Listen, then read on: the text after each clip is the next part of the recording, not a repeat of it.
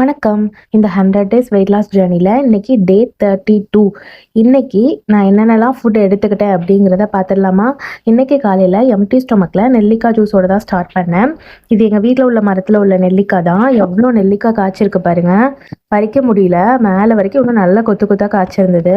இதை பறித்து எப்படி ஸ்டோர் பண்ணாலும் கெட்டு போயிடுது. வெளியே வச்சுருந்தாலும் ஒன் டேல பூசணம் போத்துருது. ஃப்ரிட்ஜுக்குள்ளே வச்சாலும் ஒரு நாள் தான் தாங்குது.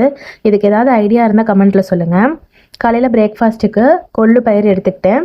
அது கூட கொஞ்சம் ரவை உப்புமா, பாதாம் பருப்பு 5, வாழைப்பழமும் கொஞ்சம் ஆப்பிளும் இதெல்லாம் சேர்த்து தான் காலையில் பிரேக்ஃபாஸ்ட்டுக்கு எடுத்துக்கிட்டேன்.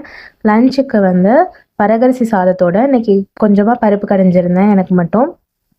அது கூட பன்னீர் ஃப்ரையும் சும்மா லைட்டாக நெய் ஊற்றி மசாலா போட்டு பன்னீரை ஃப்ரை பண்ணிவிட்டேன். அது கூட ஒரு ஆம்லேட் தான் எடுத்துக்கிட்டேன். கையில் ஃபோனை பார்த்துக்கிட்டே ஆம்லேட்டை கருக விட்டுட்டேன். பருப்பு சாதம் தான் கூட ஊறுகாய் வச்சு இதெல்லாம் சேர்த்து தான் இன்றைக்கி எடுத்துக்கிட்டேன். ஈவினிங் 6 o'clock போல் ஒரு காஃபி. நைட்டுக்கு இன்றைக்கி நாங்கள் வெளியே பிரியாணி வாங்கியாச்சு. வீட்டில் என்ன தான் பண்ணாலும் சொதப்பலாக தான் இருக்குது. அதனால் வீக்லி ஒன்ஸ் குழந்தைங்களுக்கு வாங்கி கொடுத்துட்றது. ரொம்ப நாளாக வாங்கவே இல்லை.